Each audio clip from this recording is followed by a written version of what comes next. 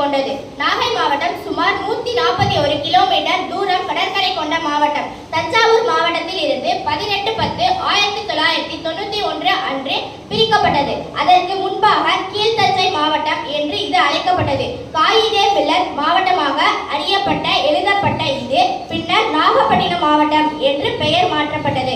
சுமார் 2000 ஆண்டுகளுக்கு முற்பட்ட தொன்மையையும் சோழர் காலத்து வரலாற்றையும் தனக்கேற்று கொண்ட மாவட்டம். மும்மதங்களும் சந்திக்கும் இடமாக இருப்பது நாகை மாவட்டத்தின் தனிச்சிறப்பு. நாகப்பட்டினம் என்பது தற்போது உருவான பெயர் அல்ல.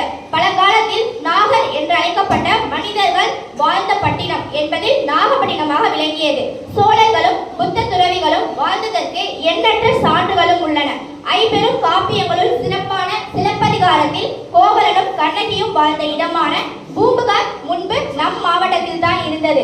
டச்சுக்காரர்களால் கட்டப்பட்ட டேனியர் கோட்டை முன்பு நம் மாவட்டத்தில் தான் தரங்கம்பாடியில் இருந்தது. வெளிநாடுகளில் இருந்து பல்லாயிரக்கணக்கான கிலோமீட்டர் தூரம் பறந்து வந்து பார்ப்பவர்கள் அனைவரும் மனம் குளிர வைக்கும் கோடியக்கரை பறவைகள் சரணாலயம், அதே ஊரில் அரிதான மான்கள் துள்ளி விளையாடும் வனவிலங்கு சரணாலயம், சுதந்திர போராட்ட களமான உப்பு சத்தியாகிரகம், வேதாரியம் என சுற்றுத்தலங்கள் ஏராளம்.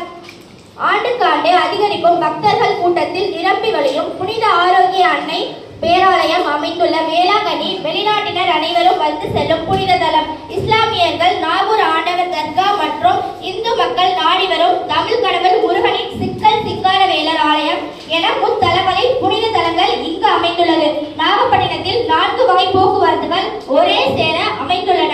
முதலாம் கடற்கரை சாலையில் வாகனங்கள், பேருந்து, இருசக்கர மற்றும் 4 சக்கர வாகனம் செல்லும். அதன் அருகில் இரும்பு பாதையில் ரயில் செல்லும். அதன் அருகில் ஆற்றில் மீன்பிடிக்கும் படகுகள் செல்லும். அதன் அருகில் கடலில் கப்பல் செல்லும் சிறப்பு உண்டு. மாவட்ட ஆட்சியர் கல்வி மற்றும் பயிற்சி நிறுவன அரசு தொழில் பயிற்சி நிறுவனம், எண்ணற்ற பொறியியல் மற்றும் அறிவியல் கலை கல்லூரி போன்ற நிறுவனங்கள் ஏராளம். நன்றி, வணக்கம். மாணவ குழு தலைவர் ஜேலே சந்தியா அவர்களுக்கு நம் நெஞ்சார்ந்த பாராட்டுகள். நாகையினுடைய வரலாற்றை மிக சுருக்கமாகவும் தெளிவாகவும் தெரிவிப்பதற்கு ஆலிவ் அரசு மேல்நிலைப் பள்ளியினுடைய தொல்லியல் மரபு மன்றத்தின் சார்பாக வாழ்த்துக்கள்.